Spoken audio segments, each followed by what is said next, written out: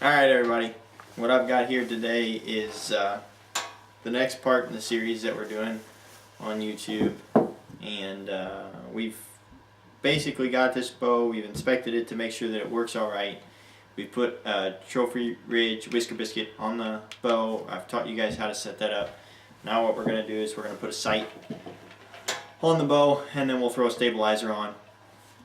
Notice one more thing I've got on this bow is the wrist sling. I always shoot with a wrist sling just because it kind of gives you that calm peace of mind that when you're not gripping your bow, you're not supposed to grip your bow when you shoot, that it's not going to fall out of your hand. It just kind of helps. Also gives you something else you can carry your bow by if you so choose to do that. But today what I've got to put on the bow is a ArmorTech Excel HD 4-pin sight. I will do a review on these sights. You can pick this one up for about $160, $170. I actually got it used on a bow, and these sights are, if you could pick up a bow with these sights on there, great, well worth the money if you buy them new. But anyway, I'll do a review on those later. But what we're going to do is we're going to set this bow up. One thing that I like to do before I put the sight on is I will take the screws, the sight screws, and I will actually, especially if you have a new bow, this is something you want to do. Not so much on older bows, used bows, but I will make sure that I take that sight screw and screw it all the way in. That way I make sure that somebody hasn't already cross-threaded the screw holes and things of that nature, because if that's happened, then you really run into a problem, and you have to have that retapped and reset and things of that nature. And that's a hassle. I've never had to do that, thank God, but you definitely don't want to cross thread your sight screws into those holes, because like I said, then you're tampering with the riser and things of that nature, and that's something you don't want to mess with. But I'll always do that. Sometimes on newer bows I do that. They're a little bit harder to screw in because the camo finish has kind of seeped into that hole, and you might have a little bit more difficult time starting the screw, but once it goes in, it'll go in just fine. And the stabilizer I've got is I believe this is a 6 or an 8 inch, I think it's a 6 inch Bee Stinger stabilizer. I prefer these Bee Stingers for both vibration dampening and weight. As well, they have weights on the edge of the stabilizer that you can screw to remove weight. You can screw off to remove weight, or screw on to add weight, and then they got a Limb Saver Navcom rubber on the edge of it to kill the vibration.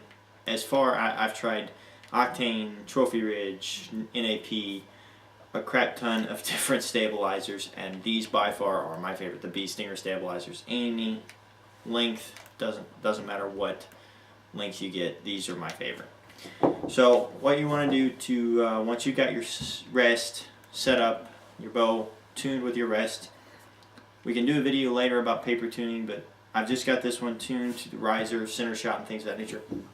What I will do is I take the rest, or the sight, sorry, and I'm going to try to keep both screws going in evenly. One thing you don't want to do is you want to keep that rest, that sight,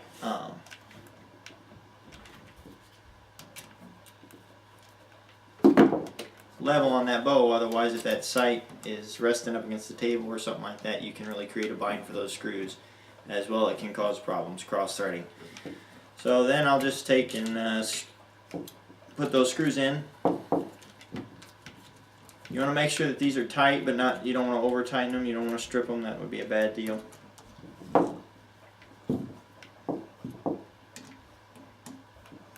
Okay, there you have it. The sight is secured on the bow.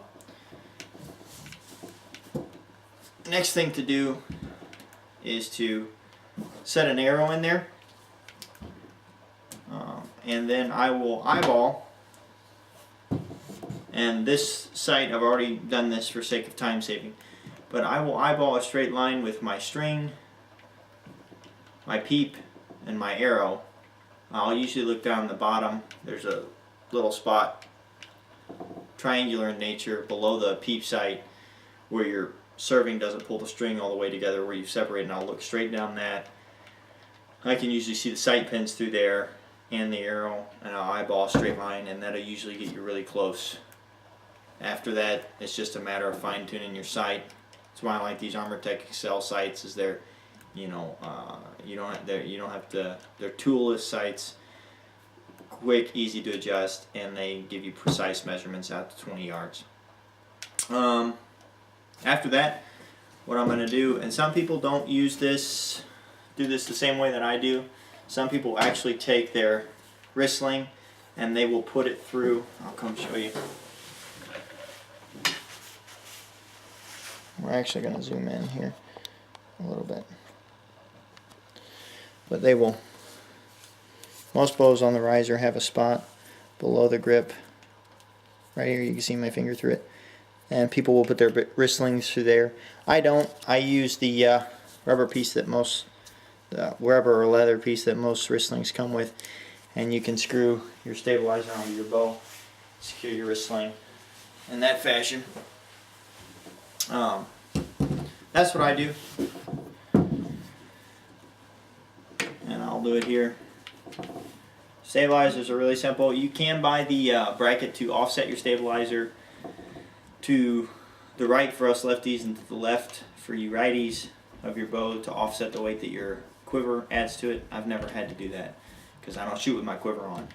I detach it in the woods and things of that nature. But after this, you're basically ready to shoot. One thing I would recommend, you've got your new bow, you're ready to shoot it. But one thing I would recommend is making sure that you shoot it about 10 yards first to see if your sight is on. I usually take it 5 yards, 10 yards. Then I'll sight my first pin in at 15 yards. Remember, when you're sighting in, chase the arrow. If your arrow is shooting to the left, you want to move your sight to the left. If your arrow is shooting down, you want to move your sight down, so on and so forth. So you get the picture there. If you like this video, like it. Please leave comments or questions in the box below. Let me know what you'd like me to review in the future, and we'll certainly try to get something to you. But this is basically the last part in the series of what I do when I get a new bow. And here's a completely set up Mathews Reason 6.5. Thanks for watching.